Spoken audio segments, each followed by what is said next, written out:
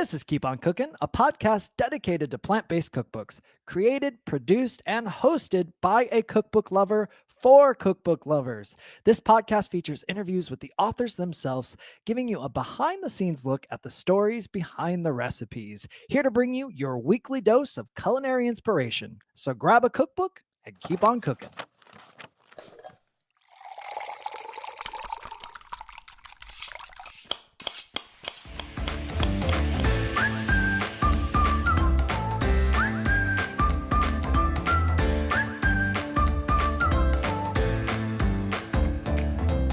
I'm Dustin Harder, and this is Keep On Cookin'.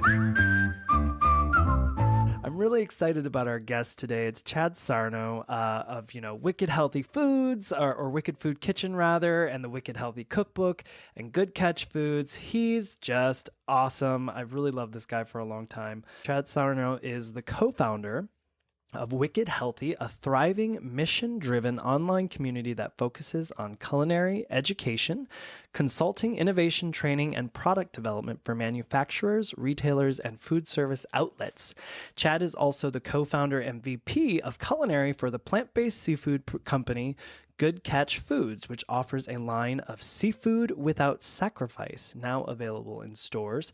Chad formerly held the position of VP at Plant-Based Education at Rouxbe Online Culinary School, the world's largest online culinary school, and launched the first accredited plant-based culinary courses online.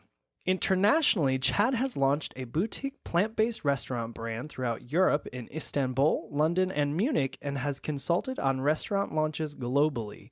Chad's mission of health-inspired plant-based eating and education has reached all corners of the globe. Speaking of that globe, Chad joined the global team at Whole Foods Market as the company's global R&D chef and culinary media spokesperson for the Whole Foods Healthy Eating program. Chad's celebrated recipes have also allowed him to publish, together with his brother Derek, I should mention that, and we do in the interview, of course, but the book, The Wicked Healthy Cookbook, that we're going to talk about today was co-written by Chad's brother Derek Sarno and David Joachim. So he has co-wrote this book with his brother, and also the Whole Foods Cookbook.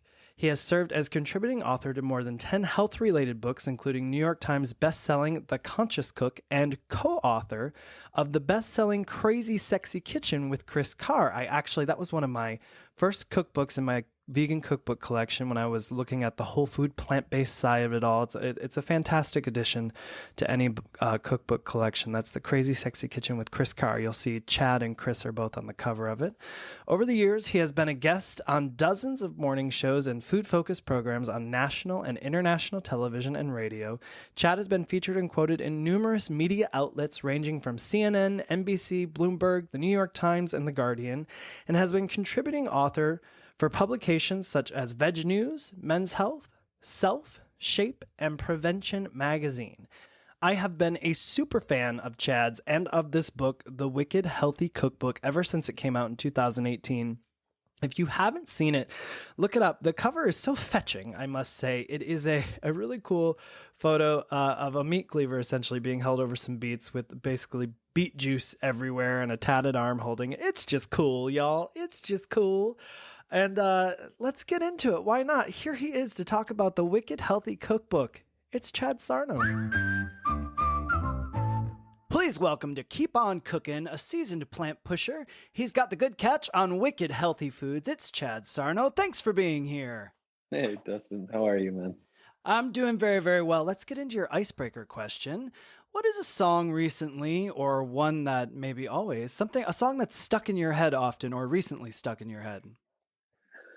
Oh, that's a hard one. I got kids, so I got little kids, and I don't even want to say it out loud to the parents listening because it'll get stuck in their head as well. But yeah, I mean, more of an adult song. I would say Blackbird. I like Blackbird. All right. Blackbird's Bird's a great song. I've been singing that to my little boys as they go to sleep. So. Well, I actually thought of you having kids when this was the question I put down, because the song that's been stuck in my head recently, and it's not like from. Don't say it. I'm not going to say it because I don't know what it is, so I'm Okay. nervous. Okay. But All right. mine is from the Cinderella. It's on Disney Plus, but the Cinderella with Whitney Houston, the song "Impossible" that her and Brandy sing. It's been stuck in my head constantly recently. I don't know that one. I don't know. Well, that one, when you decide to, show your kids Cinderella, it's on Disney Plus, and that too will get stuck in your head. You're very welcome. Thanks. I need more. Well, hey, excellent. Yeah, you're welcome. Before we dive into the book, can you give people a little history on yourself, where you grew up, and at what point cooking became part of your life, and then how veganism came into play there? Yeah, certainly, man. So I grew up in New England. I grew up in a big Italian family. Food was always center of every conversation, every gathering. I had really bad asthma growing up. I started to dabble into the connections between what you eat and your health at a young age. So in my late teenage years, I stopped eating dairy products and, ended up getting rid of my asthma pretty quickly. So got off all my inhalers, all of that. I was very much a child of not being okay with authority. So I didn't like the fact that I had had this medical crutch, this health crutch, and I was going to all these doctors and nobody told me a friggin' thing about it and that connection. Sure. And so I kind of got a little pissed off after I started to heal myself from asthma, something that I was crippled with for many years.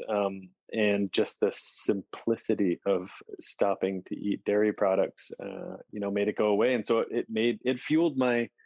that anger fueled my passion to dive deeper. And I dove into all the information I could at the time. This is a long while ago. And that's what kind of put me on the path of plant-based. I didn't eat a lot of meat growing up. I ate a lot of seafood growing up. That's would explain good catch, which we'll get into, I'm sure. But we have, I didn't have a lot of animal products growing up besides dairy products and seafood. So stopping to eat dairy products really put me on that path of diving deeper. And then I learned about veganism and got into animal rights, and then the rest is history. So, did your family get on board with you during the process of it, or was that sort of a slow progression? Yeah, no, nobody was on board at all. I was, for years. I've been vegan over 20 years, and for those early years, no, I was looked at as, oh, Chad's just confused. He doesn't know he doesn't know what he's doing. And so I traveled, and so I also was, very much, I was on the road, and so I was traveling, and I was sort of carving my own path. Didn't really need anybody to tell me what was right and wrong. I needed to figure it out myself through experience. And during that time, everybody just disregarded it as, oh yeah, that's just Chad preaching, he's radical, his thoughts are radical, all of that. So, fast forward 20 years, now I'm in business with my brother. My mom's been vegan for years, and and it's very different now. But in the early days, it was a struggle. But I was also one of those real loud vegans when I started. I think most people, when they start to start seeing what's behind the curtain, it's hard not to preach it, because you're so excited and you're kind of blown away by all this new information. So I was that guy for a while, and I was definitely an animal rights activist for quite some time, and that shifted to putting my energy towards food and activism, just through what I cook and what I serve people. So yeah, I was gonna say a whole still activism, just a different brand of it with food there. And speaking of brands, you have two brands, Wicked Kitchen and Good Catch Foods. Can you tell listeners a little bit about both? Yeah, certainly. So we started Good Catch about 4 years ago. We saw, growing up in New England, we were very close to seafood, and so that's always been on my mind as I stopped eating animal products, and trying to find alternatives, and there really isn't any, or wasn't any. And so we looked at the white space. We work with a number of amazing investors that are impact investors that really put their money towards disrupting animal agriculture. So we were looking at where the white space is, and we saw it as seafood, as plant-based seafood, and we defined it with Unovis and and Good Food Institute, New Crop Capital, all those guys, we defined it as what's going to have the greatest impact within that space, and it would be fin fish. So fin fish, as we know, of tuna fisheries and commercial tuna fisheries are some of the most destructive to our oceans. And so we looked at what was going to have the greatest impact, and it was really focusing on fin fish. So we started out with tuna. We ended up getting some great investment from those early days, built our own factory to manufacture the product. We just launched food service. We launched our frozen line. We have, fish burgers, crab cakes, tuna for food service. And then we also just launched our breaded line, which is breaded filet, breaded crab cake, fish sticks, all of that. And we have some cool innovation coming out in the year ahead. So that's cranking. We're in about 10,000 doors, 10,000 different stores globally, 3 continents. We've been definitely growing quite quickly around that company, and certainly making our mark in the plant-based seafood world. So that's that. The other side of it is Wicked Kitchen. This is my brother and I. My brother has been leading this charge over in the UK. So around the same time that we started Good Catch, Tesco had approached us around licensing our brand, which was Wicked Healthy at the time. And so Derek went over there, my brother went over there and joined Tesco, which is one of the largest retailers, especially over in the UK, and launched a vegan ready-to-eat meal line. We launched that 4+ years ago. We launched 20 products out of the gate with Tesco, and doing that as for such a big retailer, they really put their stake in the ground of, they're going to be the leaders when it comes to innovation and plant-based in Europe, and that they did. And fast forward, a couple months after that, other retailers were trying to catch up and launching 10 items, 15 items. By that time, we doubled the line, and move ahead 4.5 years now. We have over 140 products in store under our brand in Tesco, and about 1,500 to 1,800 stores over there. And then we just set it up as a global play, started Wicked Kitchen Global, and have an amazing team behind us. And we just launched in the US. We launched nationally in Kroger and in Sprouts with 26 different items. So what? Yeah. So I didn't know if you knew that. So no, I didn't know that. So is that available now, or when is it going to be available? It is. We launched in July. We launched 22 or 21 products in 2,200 Krogers nationally, all the Kroger banners. So those are all shelf stable. So you can find us in the international aisle of Kroger currently, and it's all shelf stable products. So we have sauces, we have pestos, we have meal cups, we have meal kits, we have mushroom shreds that are in different sauces, just kind of ready to eat. And then with Sprouts, we launched similar products, if a lot of overlap there with shelf stable, but we also launched 4 meats, 4 plant-based meats. So we have chorizo, meatball, jalapeno cheddar burger, and these little brats, which are these little sausages that are so good. And then we also launched 4 frozen meals. So just throw in the microwave, all whole food based. 2 of them are in partnership with Beyond Meat that have been successful in the UK. And then that's just the start. And we're kind of looking at that same model that we used with Tesco for our retailer partnerships over here, and just kind of going deep with different retailers and offering multiple categories. So Kroger's options will expand quite quickly in the coming 6 to 8 months, which so keep your eye on that. And same thing with Sprouts. So super exciting to have it stateside, That is so exciting. Congratulations on not just the success of it, but the expansion of it. It keeps growing. That's so cool. Yeah, very cool. Yeah, we're excited. I mean, at the end of the day, Dustin, it's just a matter of every meal served is a meal without animals. And we're doing it because, we care, man. We care about animals. Being able to stand up for the voiceless with delicious food is absolutely necessary. And you got to lead with taste. And if it tastes like shit, then you're not going to grow, And so being able to lead with taste and with experience is what we're all about for both brands. So that's fantastic. And everyone, I've had Good Catch food, so delicious. And now I'm so excited to try some stuff from Wicked Kitchen. Now, listen, do you remember your very first vegan cookbook that you ever owned? Oh, that I ever owned. Yeah.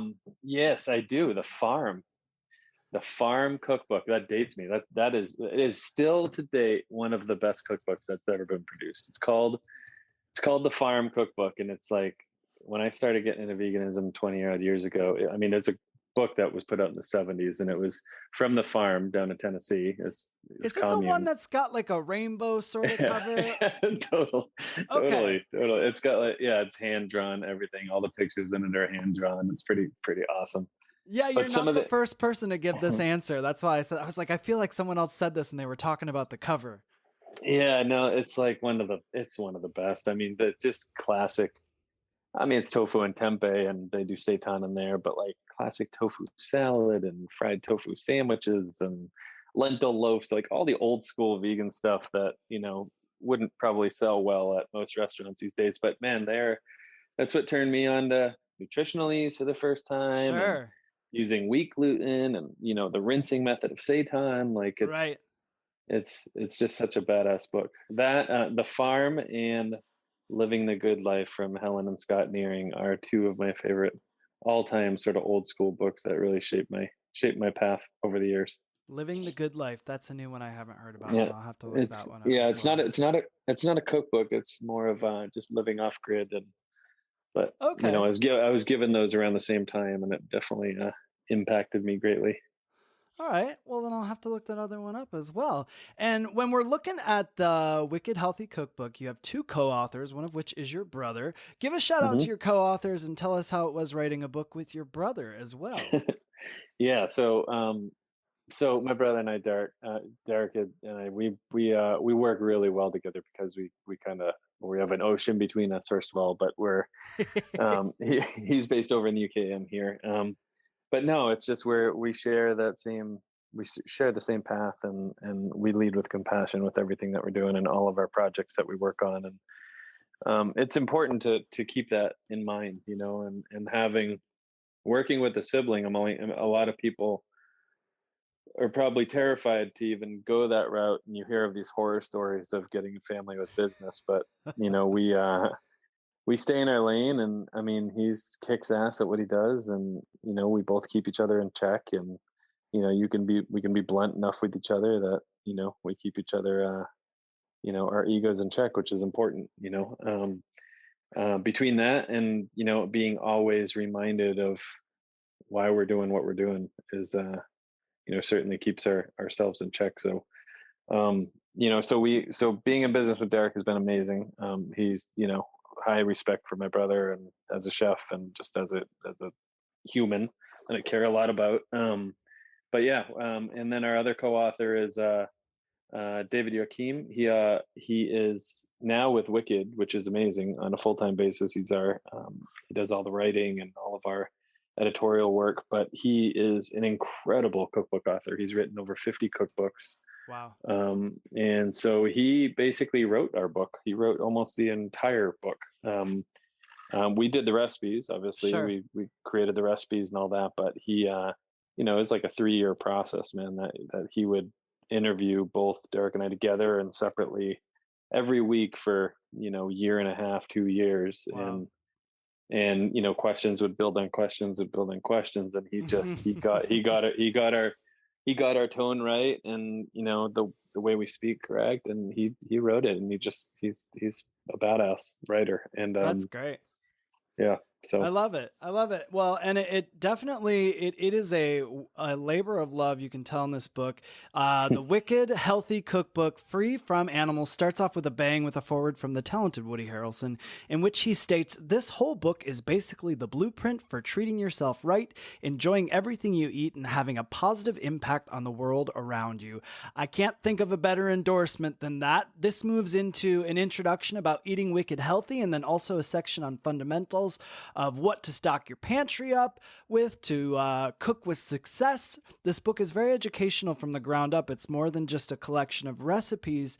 To me, it really creates an accessible foundation for the home cook. Was this sort of your intention going in, or did that sort of form as you were writing it? Were you really, some people slap a bunch of recipes in a book, call it a day. And this one, I mean, really from the get-go, you're really educating people on how to create a full plate for people. Yeah, that's yeah, I mean, just as much as anybody how much labor and love goes into a book, I mean, the amount that we put into publishing this manuscript definitely is years of work and hard work.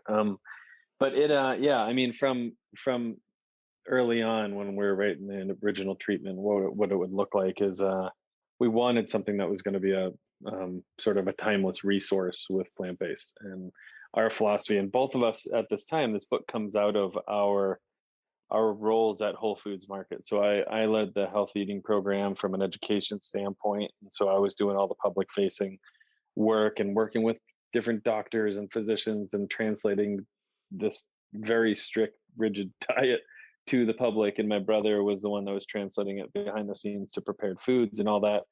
And it was so complicated and it was so confusing for a lot of consumers around how strict those guidelines were with that program, that Wicked Healthy was basically born from our frustration around that job. And so it's mostly around a no-brainer, common sense approach to cooking vegetables, and we wanted to kind of collect all of our thoughts and all the techniques that we learned over the years, and compile them into a book, knowing that there's more books to come. But we wanted one that was sort of our foundation, kind of something that would live far longer than just some recipes. So Yeah, you certainly give the no-brainer approach while you're also keeping it lighthearted and fun, and some might even say sexy, as the photos throughout the book have a dark, moody vibe to them. The whole book is a vibe, including the basic notion that healthy food doesn't have to taste like shit, as you've already said, hmm urging home cooks to take it easy on processed sugars, salts, and fats, and instead to hit all of the flavor buttons.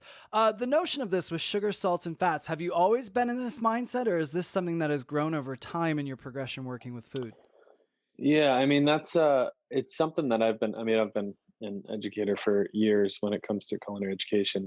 And around the same time that we're writing this, I was working at Rouxbe, which is an online culinary school, in developing their plant-based certification course. It's a 200-hour course, which is still rocking, 6 months to complete kind of thing online. And before that, ever since I actually went vegan, I wanted to teach to anybody that would listen. I mean, some people wanted to. I wanted to preach, I would say, to anybody that listened, but I kind of evolve that to curriculum based and education, and offering public education when I was at Whole Foods, and then getting into Rouxbe. And at the end of the day, it's if you do not know the basics, it's hard to adopt a new diet and a new lifestyle. And foundational cooking methods are basically, they put you in the driver's seat of your own health and of your own choices. So many people can look at a recipe, and you know 10 people can translate a recipe totally differently based on Mhm. their knowledge of what saute means, or what does blanch mean, what are those key indicators to get caramelization, like what are the you know what I mean. So it's everybody would translate it differently. And so arming people with the foundational cooking methods really puts them in that driver's seat of not only their own health but the enjoyment of cooking, man. So we've broken it down to building flavor and what balances flavor, and those foundational cooking methods within the book. And so it's yeah, I mean, we've been in that mindset for a while, but I think it was through a lot of trial and error of like teaching classes that I wanted to teach opposed to what people needed to learn. You know what I mean? Sure. Because I would constantly want to teach these classes what excited me, of like a new recipe or a new technique. And it's cool, and there's only so many times people can make that recipe or use that technique. But it's once you start teaching those foundations, then it's a lot longer lasting, and it makes a lot more of an impact with people's cooking in general. So keeping looking at recipes as a formula, and we talk about that in the book, looking at recipes as a formula and really focusing on those core foundation cooking techniques, really helps anybody be a better cook, so. Well, you do hit major points in the introduction, including creating appealing textures, using techniques together, and making the food look good, and also offering, which I love, one of the things I love in this book is offering the plating how-tos and the recipes. And this first chapter is first bites with nibbles, toast, dips, spreads, and plates, and shareable appetizers. I have Post-its on the grilled sweet potato sriracha and kale toast, and toasted onion sour cream, and also the smoky poutine. What is a favorite of yours out of the first bites chapter?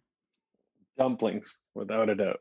That's my go-to is dumplings. Whenever I do an event, I just did some catering this past weekend over in LA, and whenever I do an event, high profile event or just casual home event, dinner party or something, there's always a dumpling of some sort of stuffed pasta on the menu.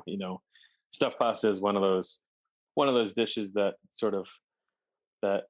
it's a common thread in so many different cultures, and being able to have a handheld bite that is paired with a filling, a wrapper of sort, whether it be pasta, whether it be rice, whether it be flour, and then pairing it with a sauce or a broth. I mean, you're touching on so many different levels of culinary experience, from the taste balance to the texture to the combination of the heat and the cold, the levels of spice and the additions of all sorts of toppers that you want to do. And for me, dumplings are everything. I'm a huge dumpling fanatic, and being able to serve those little bites and at any party is a good route to go. And you've got a couple in this chapter. You've got a smoked tofu dumplings with spinach, dates, and black vinaigrette, and also corn dumplings and coconut corn broth. So they both sound out of this world. I'll have to put Post-its on those pages as well. The corn dumplings, I would say that's the one I just did at this. We just catered Paris Hilton's wedding. we did the reception for that. Oh, I have to give you a little. And, that's hot. yeah, jeez. I've so many people sent me those memes. I can only imagine. So yeah, that was one of the favorites, is that corn dumpling at that reception, which was pretty cool. So I bet. Went over well. I can only imagine. We move into handhelds next. Always a favorite chapter of mine, because eating with your hands is the best. And with a myriad of pizzas, tacos, burgers, and sandwiches to choose from, I know I can throw a wicked party with recipes from this chapter. Is there a taco or a burger that sticks out as a crowd pleaser from the handhelds chapter for you? It's a labor of love, but the Reuben is the best. That's it's homemade pastrami there. And it's that's my favorite in that chapter.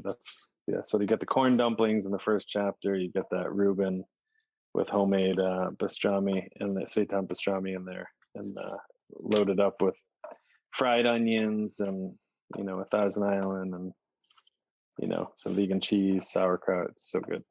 Yeah, I love a Reuben. I got to tell you, when I was on the road with the vegan roadie filming at different restaurants, everybody would be like, "You have to try our Reuben," everybody. But this one looks superior. It's the kick-ass plant-based Reuben on dark rye, and I'm looking at the pizzas in here as well. I'm going to invest myself in the pizza section. You got a sourdough starter, and then I'll move on from that. You got a margarita pizza, breakfast pizza with Peruvian potatoes, truffle cream and rosemary, and green forest pizza.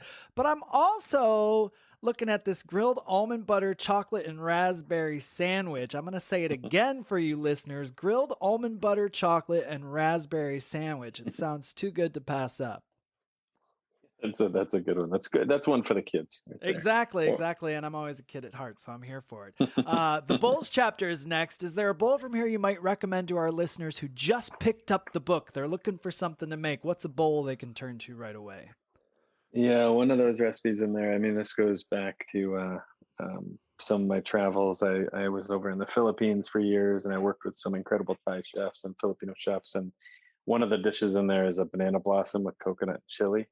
And it's one of those rare sort of ingredients that you'll see at an Asian market. Most Asian markets carry it. And it's basically the banana flour, and they eat it in a number of different applications in different parts of the world. But this is it's very similar to like a pulled pork dish in terms of texture. But it's basically the banana flour, and you shave it thin. You rinse it under some salt water, take out the bitterness like you would for a lot of eggplant dishes, and then you cook it up with some ginger, shallots, and chili, and some coconut cream in there, and it's so good, and like a sort of a boon style with vermicelli noodles, cucumbers, shaved lettuce, that kind of thing. It is so good. You got to try that one. I was going to say, it sounds so good. And we have to mention the stir-fried farro faucet, because Derek mentions in this recipe header that when he thinks of farro, he thinks of his high school crush, Farrah Fawcett. And then there's a little scribble note from you saying, just shows you how wicked old Derek is. And there's fun little quippy notes throughout the book like this, and also quotes from notable figures peppered throughout the book, which it just makes it a very fun read beyond your standard cookbook. It's a nice personal touch. It seems y'all really had fun writing this. Yeah, definitely did. It's been we were trying to see how we could sneak in a lot of those taking jabs at each other throughout the book. So a little brotherly love. So it came across all in fun. Also in the bowls are some soups. I've come back to the potato and cauliflower bisque a couple times. What's a notable soup for you from here? The soups, let me see on the soups. So the soups, I mean, the chilies are good. The chili is really good. That's super simple chili. That 4-bean sweet potato chili is sort of my go-to when when the colder months. And I mean, today I was just thinking that I was going to make something similar, just because in Austin for the first time, 8 months, it's below 70 or right. around 70. So I'm like, oh, it's freezing. So I got to make something. Yeah, exactly. So chili, a one-pot chili is always my go-to here. For good reason. And we have a really nice 2-page spread that closes out the bowls chapter for an oatmeal bar, essentially. You have suggestions for different oatmeals so that your oatmeal game never has to get dull, listeners. I'm going to try the vanilla ginger with peaches, dates, coconut, pecans, and mint. Sounds so good. The next chapter is straight up vegetables. Cauliflower ribs starts this chapter off. Can you tell the listeners about the cauliflower ribs? Yeah, so it's basically just taking cauliflower florets. Most people just cut off the stalk, but making them a lot longer so you can handle them on the grill, tossing them in a barbecue sauce, sweet, spicy, whatever, smoky, whatever you want. Throwing them on the grill, and it's one of our, in the summer I'll always throw broccoli and cauliflower in the grill, and it's great to just dig into. Totally messy. Get some paper towels out. Messy, but so delicious and so easy. Great way to use vegetables. And one of the photos I love so much in this book, among many, because the photos are really next level in here, it's the sweet potato gratin with crispy onions and rosemary. Please tell us about this. It looks like layers of delicious decadence in this photo. Yeah, so we use a wicked healthy cheese sauce, which we we use some butter and squash in, and for that cheesiness, along with some vegan cheese. But sweet potatoes, thinly sliced, layer with that vegan cheese, and it's all about the layers, any kind of good gratin, and then top it off with fried onions. You can't beat it baked, and it's a great side, especially on the holidays. It's a great side for Thanksgiving. That's great. And a favorite of mine in here, I actually have made this for a private client, is the roasted beet salad with citrus, tarragon, cashew cream. So easy to make. The presentation so beautiful with the vibrant red beets, the microgreens, and the bread crisp for that additional crunchy texture. Just a lovely dish from eyes to belly. I've also made the plant-based egg. When I first got this book, I was like, what is this? I need to make this right away. It accompanies the niçoise salad. Can you tell our listeners about the plant-based egg? Totally. It's a totally weird item in the book, and it's you'll see this is more of one of those chefy recipes. I mean, we have this is definitely, the niçoise is probably one of the most complicated niçoises out there, but it's I mean, we use agar. We use agar with it, and the agar is it really gels the soy milk basically to make the white, and then we use some potato flakes and nutritional yeast and some red palm oil and all that for the center. There's a lot of products like this coming on market right now, which is really interesting because we put this out when was the book put out? 4 years ago. Yeah, it's been. And now we're seeing some vegan eggs come to market, which is really cool because we thought we were ahead of things, and so it's good to see some products coming to market that are very similar. I just got one passed on that is whole eggs, similar to this, that are about to hit retail, which is really interesting. So Wow. I mean, it just keeps going, keeps growing. And hey, you guys were ahead. You put it in the book, and that was several years ago. So look at that. We get to the heart of it with a comfort food chapter. What is your all-time favorite comfort recipe from this book, Chad? the pasta. I mean, I'm a pasta fanatic, and doing some Yes. working with fresh pasta is my one of my loves. I'll get the kids involved with it, and it got to the point where when I was doing a lot of recipe development around this book, my daughter, who she's 16 now, but I've been doing recipe development for this for years, and we would I would tell her that we were having pasta, and she'd be like, "Please, can we make dry pasta?" Because it would take. She knew she wouldn't have dinner for like 2 hours. So The process of it. That's funny. yeah, the process of it is key. But it's if you have not made fresh pasta without eggs, you can certainly do so. The eggs are used for the functionality of the pasta, making it a little more pliable. But really, just using a fat and a protein is all the functionality that the egg brings, and we swap that out for silken tofu and some fat in there. You can use olive oil, palm oil. We use just for the color, but yeah, this is one of my dear friends and chef colleagues over the years, Tal Run, and his Crossroads. This is his sort of signature pasta that we've adopted, and we published in the book. So to highlight it. That's great. And also, listeners, if you haven't made pasta from scratch, just go for it. It's a game changer. It really elevates your pasta dishes. And in this book, you can use the pasta dough for the porcini ravioli.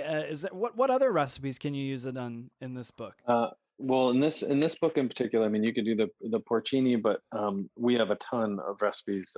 We also have a video on our YouTube channel. We have Nice. Wicked Healthy YouTube channel. We have the video of pasta making there, and then we also do a fresh lasagna in there, which uses the fresh pasta sheets. I mean, doing manicotti, any kind of stuffed pasta that's fresh pasta is amazing. So if I'm doing something like a cacio e pepe or any kind of like spaghetti and red sauce, I'll choose dry pasta over that for spaghetti. But tagliatelle or something like that, that's a thicker noodle or stuffed pasta, I would go for fresh. Well, speaking of spaghetti, you've got spaghetti with Nana's red sauce in here. It's your Nana's red sauce, so it's special on that alone. Is there a secret ingredient or anything that makes it extra special? No, this is something. I mean, we grew up in a big Italian home, and so you would go to my Nana's at any time of day, man, and you would see a pot of sauce on the stove, and she would. I would say that really the signature flavor with that sauce is there's some just red peppers, a little bit of red peppers when you're cooking the onion and garlic, and you're cooking it down to where you're almost melting them. So that's kind of a signature sort of back note flavor, almost like a cacciatore almost flavor that it brings, because cacciatore is usually with sausages and meatballs and peppers and onions and all that kind of stuff. So it definitely has that sort of note with the red sauce. I love it. And next up, we've got sweets with Nature's Candy, the Nature's Candy chapter with items like grilled peaches with vanilla spice gelato and mango sriracha caramel, drunken berries with amaretto gelato, almond meringue cookies, and Meyer lemon cheesecake with grilled peaches and lavender syrup. What is a sweet for you that had to make it into the pages of this book? I would say that this one, it isn't the most beautiful, but the kabocha tart is something I make every holiday. I mean, we're creeping up in about a week. I'll be making this again, and having that squash filling. I mean, you can do this with butternut squash. You can do it with pumpkin, but having kabocha squash there, the starchiness and natural sweetness of that, mixed with some coconut milk, it sets really well.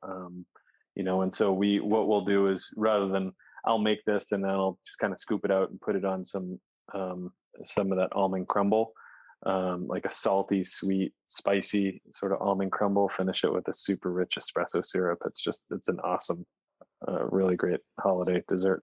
So good. Listeners, that's the kabocha tart with salted almond crumble and espresso syrup. So good. And we wrap things up with my favorite. Oh, actually, we've still got the wicked healthy juices and cocktails section. So one more chapter before the final chapter. What is a juice you make on the regular from this chapter? And then what's a cocktail you love to enjoy with family and friends from here?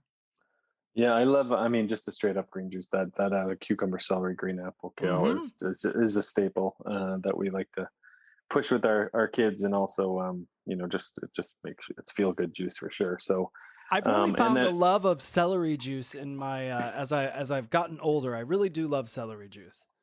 yeah, it's so good. I mean, it's so detoxing too. Mm-hmm. My wife usually does celery juice. I would say every other morning she would do celery juice, and it's really detoxing, good for the skin, all that good stuff. So Um, in terms of cocktails, so we have another brother, Darren, who he's based in Hawaii.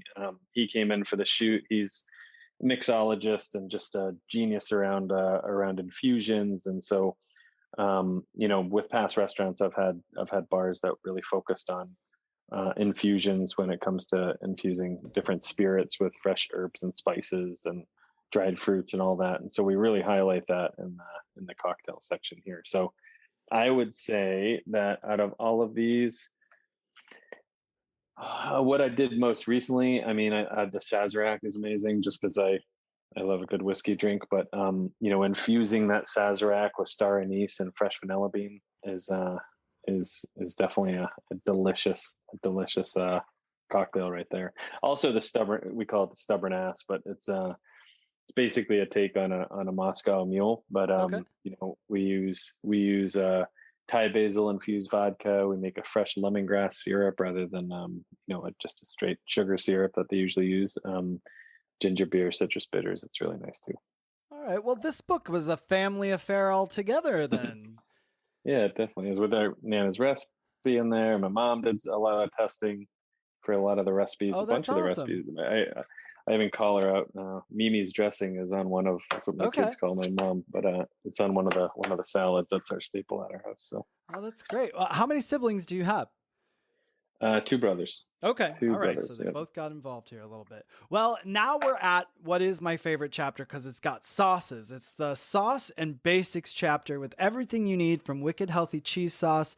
Nana Sarno's red sauce is in here. The dressings, Mimi's dressing you just mentioned, and vinaigrettes and salsas like creamy jalapeno, heirloom tomato, corn salsa, and even a carrot habanero citrus hot sauce. Everybody, my goodness, listen to that. Is there something from this chapter you keep on hand in your refrigerator for quick use or a favorite go-to in here? Yeah, Mimi's. I always have a jar of Mimi's dressing because it's the only way that my kids are going to eat salad is with that dressing. So it's it's super simple. It's just an emulsion with some olive oil, some lemon juice, a little bit of vegan mayo, a little bit of garlic, black pepper, salt. Shake it up in a jar. Super simple and awesome on greens. Really, really good. Great go-to. Ah, super easy, super delicious. I love it. Well, that is the Wicked Healthy Cookbook, free from animals. Thanks for giving us a behind the scenes look, Chad. Are you ready for your rapid fire round of questions? Let's do it. I'm ready. All right, here we go. Number one, favorite pasta shape? Rounds. Food on a skewer or a tiny spoon? Definitely skewer. Most used tool in the kitchen? Knife. Hot sauce or barbecue sauce? Hot sauce. All First the way. job, hot sauce all the way. First job you ever had? Dishwasher. All right, and favorite spice to cook with? Favorite spice to cook with? I would say cayenne. I like heat. So And who is the most creative person you know that comes to mind quick? I mean my brother's right up there. My brother, I would say family. I would throw family up there. My Yeah. mom, my brother, my grandma, all of them, all I mean, at inspiration. this So point, you better say them or else they're going to be mad if you don't. No, I mean, it sounds like they are. What a creative family you're in. You've cooked for a lot of celebrities, but who's a celebrity you would love to cook for maybe that you haven't cooked for yet? but I haven't yet. That's a good one. So a lot of our work is focused on impact. So so the celebrities that can make probably the greatest impact on the younger generation. I just cooked brunch for Billie Eilish a couple weeks ago, which was Nice. amazing. That was on the list.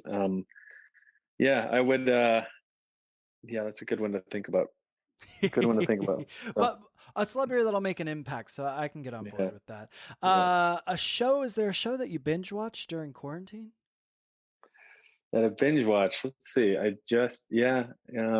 mean, quarantine feels like it's been for years now. Squid Games is pretty good. There you go. No, it's just it's definitely not for the whole family, but it's gets out some inner frustration that people may have during quarantine. I haven't watched it yet. It's a combination of like Hunger Games and a combination of Hunger Games and like a Kill Bill situation. It's See, not. that It's terrifies me. But I'll get into it. I know I'll get into it. It's on Netflix, right? It is. Yeah. Okay. Yeah. All right. Well, what is your most used emoji? Most used emoji. You know what? I don't use emojis a lot. Probably just like that face with the line as a mouth, kind of just like a when I'm not super Yep. thrilled with the response. So Yep. Not necessarily neutral, a little below neutral is what that is. Yep. yeah, exactly. Just meh, kind of. What's your favorite activity with your kids? Camping. I have a van. Nice. I have an old Westy VW van, and we're going this weekend. I love to go as soon as the weather starts cooling off. We go camping. That's I love great. Some lucky kids there. What's a favorite it. city to visit in terms of the vegan food scene? New York City is amazing. It's my favorite. Yes. Without Couldn't a agree doubt. more. Could not agree more. And last, what's an item on your bucket list? An item on my bucket list is to spend some time over in Southeast Asia. So That's great. Well, let's check it off. Hopefully in the next couple of years, you'll check it off. You did it. Those are your questions. Well done. Chad Sarno, please tell the world where they can find you on social media and also online. thanks, Dustin. So goodcatchfoods.com, wickedkitchen.com, and then Instagram, my name and all that good stuff. So yeah, Perfect. those brands have a presence on YouTube and all the socials. So They sure do, and they're delicious, everybody, so you have to check them out. Everybody, get your copy of this phenomenal cookbook, The Wicked Healthy Cookbook, free from animals, everywhere books are sold. And of course, be sure to check out Wicked Kitchen Food and also Good Catch Foods. Chad, it was a pleasure catching up with you. Thank you for making the time to be on the podcast today. I appreciate you so much. thanks so much, Dustin, for having me. Thank you so much for listening. We'd be so grateful if you would rate, review, and subscribe wherever you're listening to this podcast. It really does help us. Yes, thank you so much. And don't forget to check out keeponcookin.com for all of the latest in recipes and Keep On Cooking updates. This has been a Muzzy Cat production.